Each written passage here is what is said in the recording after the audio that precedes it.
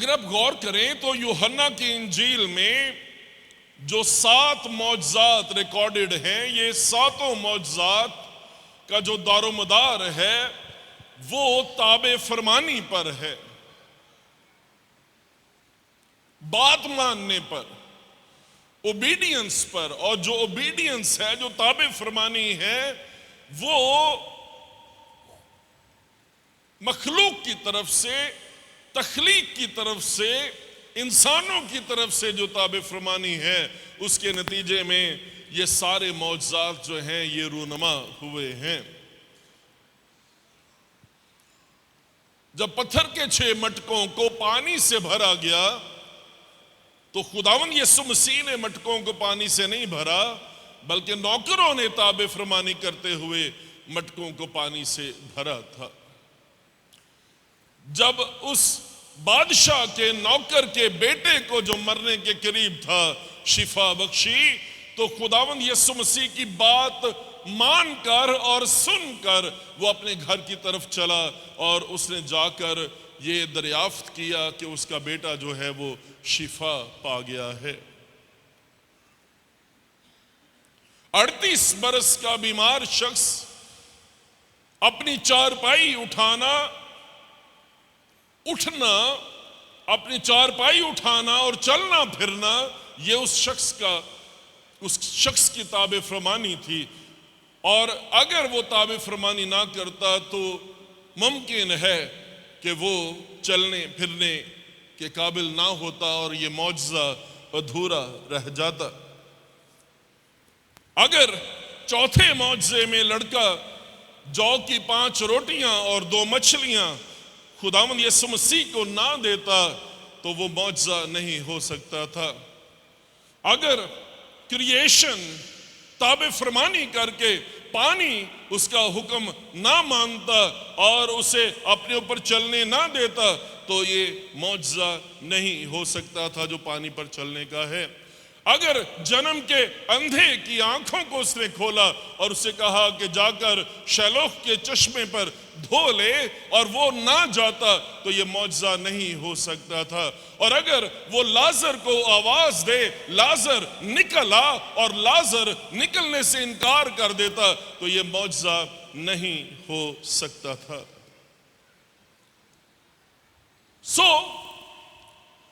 खुदावंद के जो मौजज़ाना कुदरत है उसमें जो हमारा हिस्सा है, जो हमने बात सीखनी है और सीखी है, वो ये है कि हमने खुदावंद की ताबे फरमानी करनी है। हमने खुदावंद की बात को मानना है और आप उसकी बात को मानेंगे तो मौजज़ा होगा। आमीन। जन्म के अंधे को जो उसने शिफा बख्शी है, अगर आप गौर करें तो खुदावंद यीशु मसीह ने सबसे ज्यादा कौन सा मौजज़ा किया है?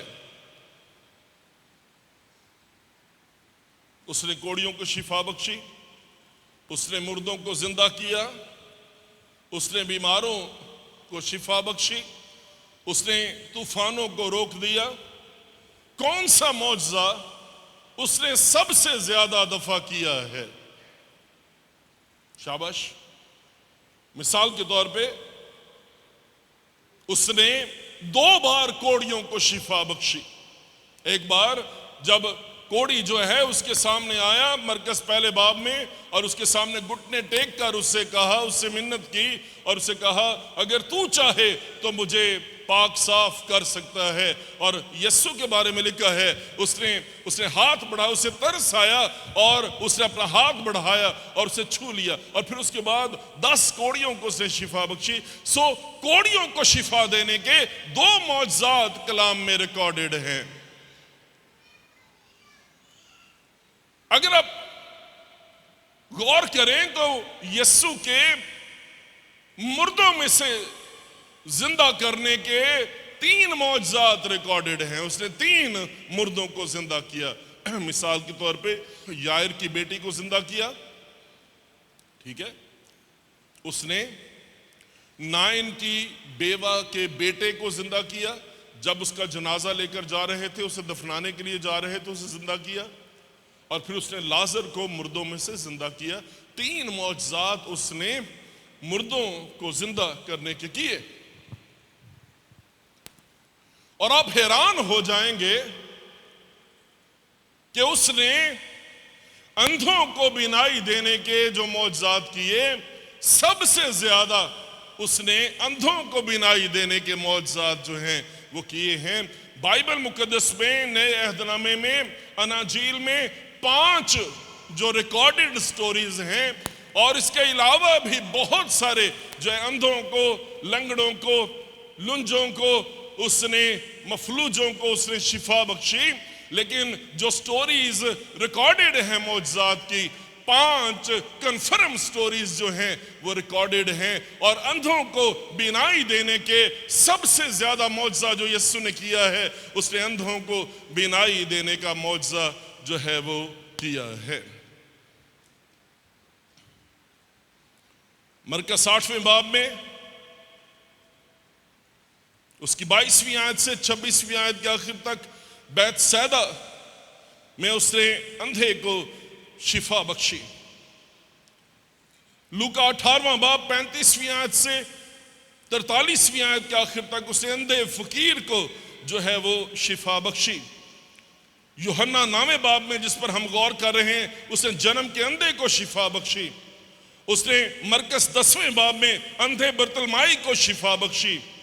और मत्ती 9वें बाब में उसकी 27वीं आयत में उसने 2 अंधों को उसने शिफा बख्शी। 5 जो अंधों को बीनाई देने के मौजज़ात हैं वो रिकॉर्डेड हैं। 5 मौजज़ात इंजील मुकद्दस में, अनाजील में रिकॉर्डेड हैं।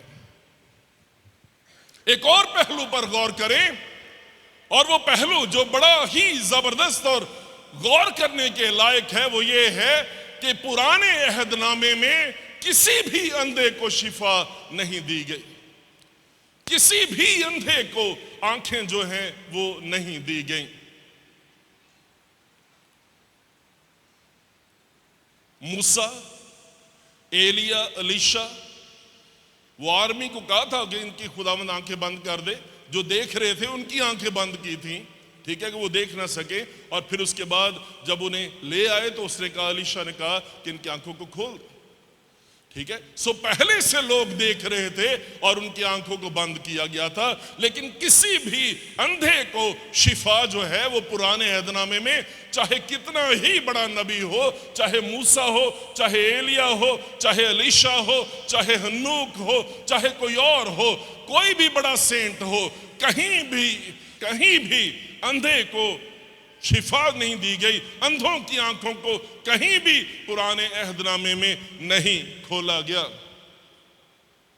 और इस बात पर गौर करें कि नए अहदनामे में ये जो यूनिकनेस है, ये जो इनफरादियत है कि अंधों की आंखों को खोलना है, ये इनफरादियत, ये यूनिकनेस सिर्फ और सिर्फ खुदावंद यीशु मसीह को मुयस्सर है और उसके अलावा किसी और को मुयस्सर नहीं है। इस बात पर गौर करें कि बनीनो इंसान की आंखों को खोलना, बनीनो इंसान को बीनाई देना, बनीनो इंसान को अच्छा कर देना, आंखें खोलने के वसीले से उनको बसारत देना, सिर्फ एक ही शख्स का काम है, सिर्फ एक ही है जो ऐसा कर सकता है, और उसका नाम खुदावंद यीशु मसीह है। और कोई भी शख्स, लोग आपकी आंखों में मिट्टी डाल सकते हैं, लेकिन बिनाई देना बनीनो इंसान को वो एक ही है जो कहता है कि मैं दुनिया का नूर हूं। जब तक मैं दुनिया में हूं, मैं दुनिया का नूर हूं। वो एक ही शख्सियत है जो बनीनो इंसान के अंधेपन का चारा कर सकती है, और उसके अलावा किसी और को ये तौफीक नहीं है, किसी और के पास ये सलाहियत है ही नहीं है। गौर करें इस बात पर कि खुदावंद यीशु मसीह ने जो जन्म के अंधे को शिफा बख्शी है, जन्म के अंधे को शिफा देकर उसने खुदा, अपने आप को खुदा होना जो है वो साबित कर दिया है। खरूज की किताब में और उसके चौथे बाब में और उसकी 11वीं आयत को देखें तो खुदा की गुफ्तगू, खुदा का डिस्कोर्स जो मूसा के साथ है, वो बयान है, वो रिकॉर्डेड है। और चौथा बाब और उसकी 11वीं आयत को देखें, तब खुदावंद ने उससे कहा कि आदमी का मुंह किसने बनाया और कौन गूंगा या बहरा या बीना या अंधा करता है? क्या मैं ही जो खुदावंद हूं ये नहीं करता? दो सवाल किए गए हैं। क्या मैं ही जो खुदावंद हूं नहीं करता? कौन है जो अंधा या बीना कर सकता है? और पुराने अहदनामे में किसी के पास भी यह सलाहियत नहीं थी कि वो बीनाई बख्श सके और अंधों को आंखें दे सके। वो खुदा अपना तारुफ जब करवाता है तो वो कहता है क्या वो मैं ही नहीं हूं? और इस बात पर गौर करें, यूहन्ना 9वें बाब में जब वो अंधों को आंखें देता है, उसने जन्म के अंधे की आंखों को खोल दिया है, तो उसने साबित कर दिया है कि मैं ही खुदा हूं। और यूहन्ना इस मौजज़े को इसलिए रिकॉर्ड करता है कि मैं और आप ईमान लाएं कि यीशु ही खुदा का बेटा है और उस पर ईमान लाने के वसीले से हम निजात पा जाएं। बनी नौ इंसान की आंखों को, बनी नौ इंसान के अंधेपन को अगर कोई शख्सियत दूर कर सकती है तो वो सिर्फ और सिर्फ खुदा है, खुदावंद यीशु मसीह है। उसके सिवा और कोई लोग तो अन्य कर सकते ने, तो अंडी अखा खोल नहीं सकते। पैदाइश की किताब में यहां से यह सिलसिला शुरू हुआ है।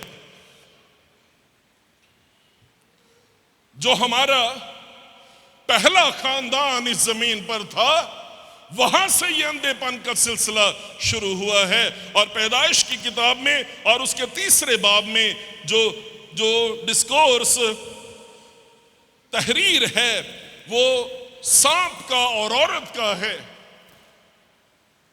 और सांप ने उसे यकीन दिलाया है और उसे कहा क्या वाकई खुदा ने कहा है कि बाग के किसी दरख्त का फल तुम ना खाना? और उसने जवाब दिया। तब सांप ने औरत से कहा तुम हरगिज नहीं मरोगे, बल्कि खुदा जानता है कि जिस दिन तुम से खाओगे तुम्हारी आंखें खुल जाएंगी और तुम खुदा की मानिंद नेको बद के जानने वाले बन जाओगे। अब गौर कीजिएगा, खुदा ने जो आदम को पैदा किया था उसने अंधा पैदा नहीं किया था। और आदम का मतलब बनी नौ इंसान है, मैनकाइंड है। उसने बनी नौ इंसान को, उसने मैनकाइंड को अंधा पैदा नहीं किया था। वो देख सकते थे, वो देखने के काबिल थे, लेकिन पहले सिर्फ खुदा ही को देखते थे, नेकी को देखते थे। अब जो पेंटियम 3 जो है वो पेंटियम 4 बना है, वो नेको बद के पहचानने वाले बन गए हैं। नेक और बद के पहचानने वाले अब बन गए हैं। गौर कीजिए, नाफरमानी के नतीजे में जो बीनाई थी, जो देखने की सलाहियत थी, नाफरमानी के नतीजे में जो बसारत थी वो जाती रही है और अंधेपन ने घेर लिया है। फल खा लिया और फल खाने के फौरन बाद के असरात जो हैं वो आपके सामने हैं। उसने खुदा को देखा नहीं है, उसने खुदा की आवाज को सुना। उससे पहले क्या है? उससे पहले खुदा ठंडे वक्तों में उसके साथ जो है वो बातचीत करता था, उसके साथ खुदा जो है वो सैर करता था। ये फेलोशिप थी। अब अंधापन आ गया है। मैनकाइंड, बनी नौ इंसान, आदम अकेला नहीं था, मैनकाइंड बनी नौ इंसान शामिल है। और जब अंधापन आ गया है तो उसका नतीजा फौरन देखें क्या है। दोनों की आंखें खुल गई और उन्होंने देखा कि हम क्या हैं, हम नंगे हैं। और अपने नंगेपन को छुपाने के लिए, अपनी कमजोरी पर गालिब आने के लिए, गौर कीजिएगा इस बात पर, पहले भी नंगे थे और शर्माते नहीं थे। बाइबल में लिखा है दूसरे बाब में। और अजीब बात यह है कि जब खुदा ने इन्हें ब्लेस किया था और खुदा ने कहा था बढ़ो और फलो और जमीन को मामूर और महकूम करो, खुदा की ब्लेसिंग, खुदा की बरकत उस वक्त इन पर नहीं थी जब इनके पास सब कुछ आ गया है, जब ये बड़े दौलतमंद थे, है ना, बड़े अमीर थे और खुदा ने इनको ब्लेस करना शुरू कर दिया। नहीं, उस वक्त खुदा की ब्लेसिंग इन पर आई है, उस वक्त खुदा ने बरकत इनको दी है जब इनके ऊपर तन के कपड़े भी नहीं थे। ये नंगे थे, इनके पास कोई चीज नहीं थी और खुदा ने ब्लेस करना शुरू किया। और मैं आपको ये कहना चाहता हूं, अगर आप महसूस करते हैं कि आप फर्श पर हैं, तो आपको फर्श से उठाकर सिर्फ एक ही शख्सियत है जो अर्श पर बिठा सकती है और वो खुदा है। अगर आपके ऊपर तन के कपड़े भी नहीं है तो खुदा आपको ब्लेस कर सकता है, खुदा आपको बरकत दे सकता है। और खुदा की बरकत जो है वो इस बात पर मुनहसर नहीं है कि आपके पास क्या है और क्या नहीं है।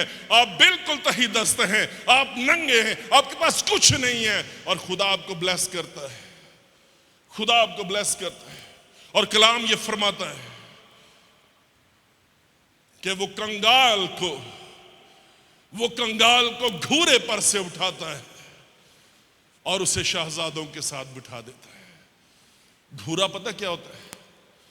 वो कंगाल को जिसके पास कुछ नहीं है, आदम और हवा की तरह, वो उसे रूढ़ी पर से, है ना, घूरा जो है वो रूढ़ी होती है, वो कंगाल को रूढ़ी पर से उठाता है और उसे शहजादों के साथ बिठा देता है। ये खुदा की ब्लेसिंग है, ये खुदा की बरकत है जो खुदा की ताबे फरमानी के साथ जुड़ी हुई है, खुदा की रफाकत के साथ जुड़ी हुई है, खुदा के साथ फेलोशिप के साथ जुड़ी है, खुदा के हुजूर में दुआ करने के साथ जुड़ी है, खुदा के कलाम की पालना करने के साथ जुड़ी है। जो खुदा के मुंह से निकलेगा उसको मानने के साथ ये बरकत, ये ब्लेसिंग जो है ये जुड़ी है। जब आप ये सीख जाएंगे कि आदमी सिर्फ रोटी से जीता ना रहेगा बल्कि हर उस बात से जो खुदावंद उसके खुदा के मुंह से सादर होती है, आप बरकत पाएंगे, आप बरकत पाएंगे। बात ना मानेंगे, नाफरमानी करेंगे, आप पहली बात जो देखेंगे दूसरे चो कीड़े बाचो कढोगे, असल से तुहानू अपनियां ही कमियां नजर आनियां शुरू हो जाएंगियां। हम नंगे हैं, हमारे पास क्या नहीं है, हमें कवर करने की जरूरत है। और लोग जो दूसरों पर तनकीद करते हैं, असल में वो अपने नंगेपन को छुपाना चाहते हैं, वो अपने नंगेपन को ढांकना चाहते हैं। खुदा की तरफ से अंधे हो गए हैं, अपनी तरफ आंखें जो है वो खुल गई हैं और अपनी तरफ देख देख के ये लोग जो हैं ये गिरते ही चले जा रहे हैं।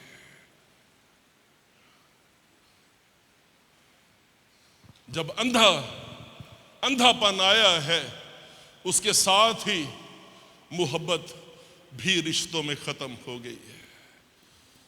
रिश्तों में से मोहब्बत उड़ गई है, खत्म हो गई है।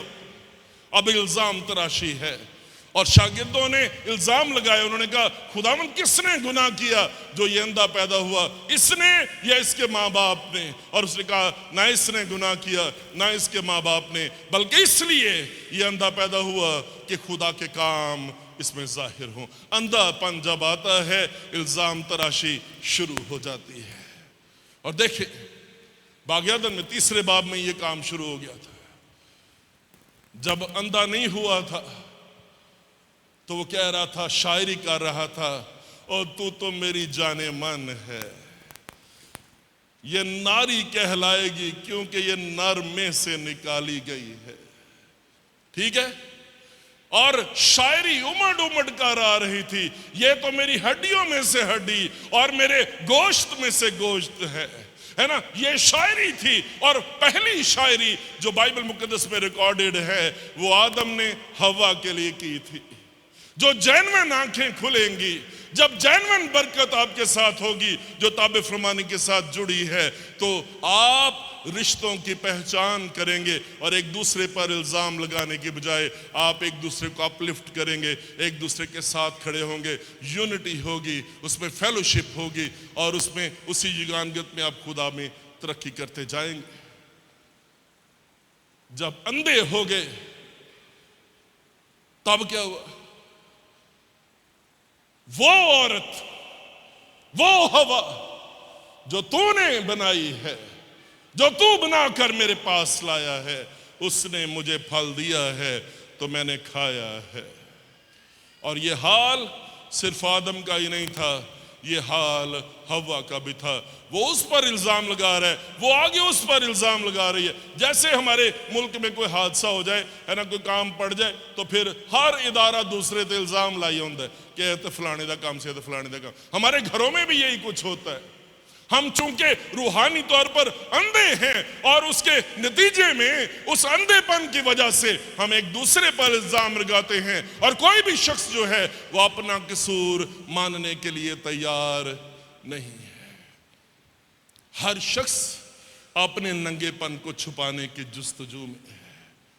नेगेटिव तरफ आंखें खुली हैं, पॉजिटिव नहीं है।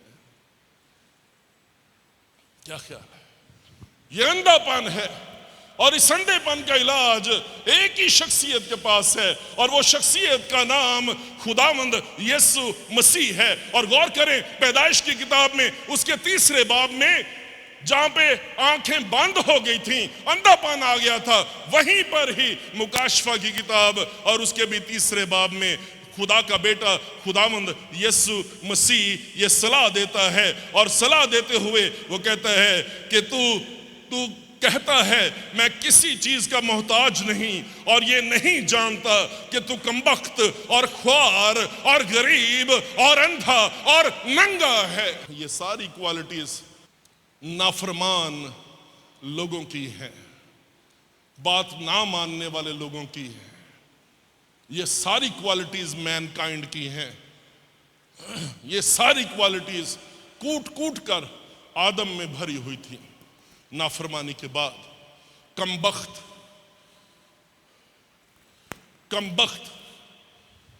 है ना, जिसके बख्त कम हो गए हों उसे कमबख्त कहते हैं, है ना।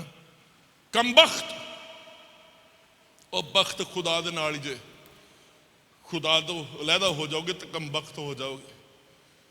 जो फड़ा मारनियां शुरू करोगे ना, मैं बड़ा मालदार हो गया हूं और मैं किसी चीज का, किसी बात का मोहताज नहीं, वो कहेगा तू कमबख्त है। तेरा भरोसा अपने माल पर है, तेरा भरोसा खुदा पर नहीं है। और जहां जहां पे आपका भरोसा किसी और चीज पर होगा, आप कमबख्त हो जाएंगे, आपके बख्त कम हो जाएंगे। आप खुशबख्त होना चाहते हैं, खुशबख्त होना चाहते हैं, फार्मूला है, तू कमबख्त है, तू ख्वार है ना, ख्वार है। तू जमीन को जोतेगा और जमीन तेरे लिए कांटे और ऊंट कटारे उगाएगी। तू ख्वार है, तू गरीब है।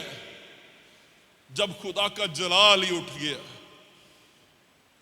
तो इससे ज्यादा बड़ी गुर्बत और क्या होगी।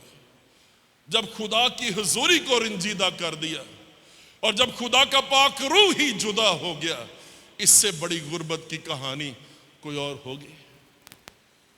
और आप लोग सोचते रहते हैं ये अमीर बड़े लोग होते हैं, ये बड़े चैन की नींद सोते हैं, इनके कमरों में एसी होते हैं, ये होता है, इनकी गाड़ियां ऐसे। मेरी बात सुने, इनसे ज्यादा रेस्टलेस और कोई नहीं है, इनसे ज्यादा कमबख्त और कोई नहीं है, इनसे ज्यादा काबिल तरस और कोई नहीं है। गरीब है तो कमबख्त और ख्वार और गरीब, और वो कहता है अंधा और नंगा है। ये सारी क्वालिटीज पैदाइश 3 बाब में आपको मिलेंगी। पैदाइश 3 बाब में ये सारी क्वालिटीज जो है वो मैनकाइंड में, वो आपको बनी नौ इंसान में, ये सारी क्वालिटीज एक ही स्टोरी में, एक ही कहानी में आपको मिल जाएंगी। लेकिन जो खुदा का बेटा है वो उसे सलाह देता है, इसलिए मैं तुझे सलाह देता हूं, मुझसे आग में तपाया हुआ सोना खरीद ले ताकि तू दौलतमंद हो जाए, और सफेद पोशाक ले ताकि तू पहनकर नंगेपन के जाहिर होने की शर्मिंदगी ना उठाए, और आंखों में लगाने लगाने के लिए सुरमा ले ताकि तू बीना हो जाए। सिर्फ एक ही जगह है जहां पे सुरमा मेंशन है, और वो मुकाशवा की किताब और उसके 3 बाब में है। और ये सुरमा जो है, ये सुरमा जो आंखों में लगाने के लिए है, ये खुदा का बेटा यीशु मसीह दे रहा है। ये सुरमा आपकी बीनाई को दुरुस्त कर सकता है, आपको बीनाई दे सकता है। जो अंग्रेजी जुबान है उसमें सुरमे के लिए आई साल्व का लफ्ज जो है वो इस्तेमाल किया गया है, और यूनानी जुबान में जो लफ्ज है वो कोलोरियन है, कोलोरियन। और मैं इस लफ्ज को देख रहा था तो इस लफ्ज में जो हमारे पास आई ड्रॉप्स हैं, ठीक है, हमारे पास जो आई ड्रॉप्स पाकिस्तान में अवेलेबल हैं वो हैं ऑप्टोक्लोर। ये आंखों का सुरमा रेमिंगटन कंपनी पेश कर रही है, जो लगा के आपकी आंखें ठीक हो जाएंगी। लेकिन मुकाशफा की किताब में ये जो आंखों का सुरमा है, आंखों का सुरमा खुदा का बेटा खुदावंद यीशु मसीह दे रहा है। इस ऑप्टोक्लोर का कोई पता नहीं कि ये आपको ठीक करे या ना करे, इस आंखों के सुरमे का कोई एतबार नहीं है कि ये आपको ठीक करे या ना करे। लेकिन वो सुरमा, वो क्लोरियन जो यीशु मसीह आपको देना चाहता है, वो आई साल्व जो यीशु मसीह आपको दे सकता है, 3 बाब में वो आपको बीनाई बख्श सकता है, वो आपकी बीनाई को वापस लेके आ सकता है। पूरे पुराने अहदनामे में किसी की आंखें नहीं खुली, लेकिन नए अहदनामे में सिर्फ एक ही शख्सियत है जो जिंदा खुदा का इकलौता बेटा है, वो आंखें खोलता है, उसके सिवा और कोई आंखें खोल नहीं सकता। ये क्लोरियन, ये सुरमा यीशु मसीह के पास है, और ये जो सुरमा है ये बीनाई नहीं देगा, लेकिन वो क्लोरियन, वो आई साल्व, वो सुरमा जो खुदावंद यीशु मसीह कहता है मैं दूंगा, वो आपको बीनाई दे सकता है। पैदाइश 3 बाब में जो आंखें बंद हुई हैं, मुकाशवा 3 बाब में वो आंखें खुल सकती हैं अगर हम उस हेवनली डिवाइन सुरमे को इस्तेमाल कर लें। हमारी दिमाग की बत्ती जो है वो जल जाएगी, मैं और आप नूरो नूर हो जाएंगे। हकीकी नूर जो हर एक आदमी को रोशन करता है, वो आपको रोशन कर देगा और आपकी जिंदगी जलाल से, नूर से भर देगा। उस सुरमे को खुदावंद यीशु मसीह की सलीब से, उसके बदन से बहते हुए लहू की सूरत में ले लें। उसका खून आपकी बीनाई को दुरुस्त करेगा, और आप अपने नंगेपन को, अपनी शॉर्टफॉल्स को देखने के बजाय आप खुदा को देखना शुरू कर देंगे।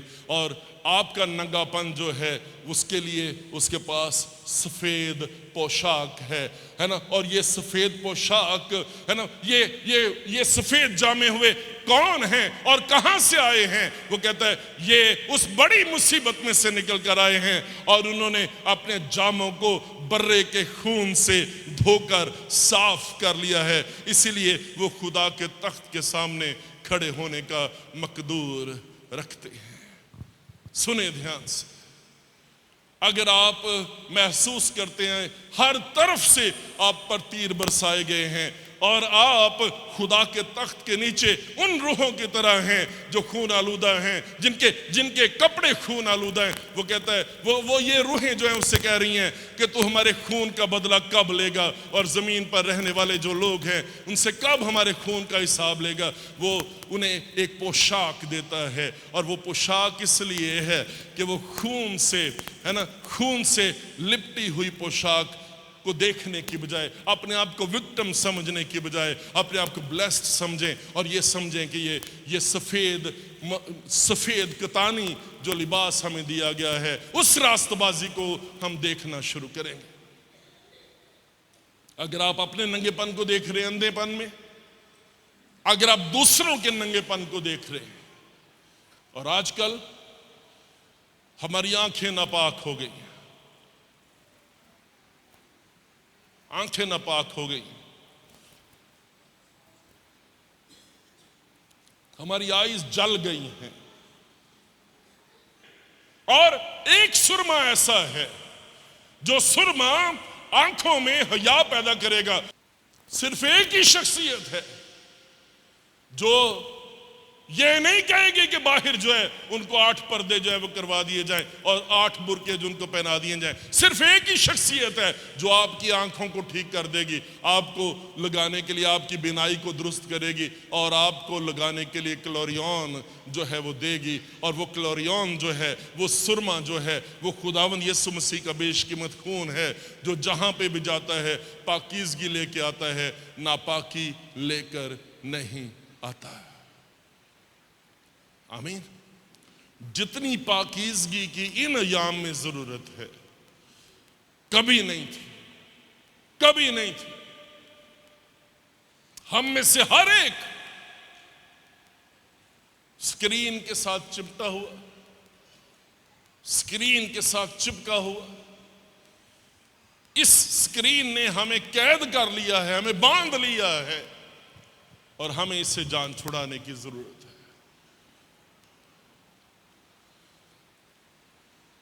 मैं और आप एक ही शख्सियत जिसका जिक्र यूहन्ना की इंजील में किया गया, वो शख्सियत पाकीज़गी की शख्सियत है। वो शख्सियत खुदा का बेटा यीशु मसीह है जो जहां पे भी जाता है लोगों की जिंदगियों में पाकीज़गी का सुरमा लेकर जाता है ना, नापाकी को दूर कर देता है और आपकी आंखों को वो नेकी की तरफ खोल देता है ताकि मैं और आप खुदा का जलाल देख लें।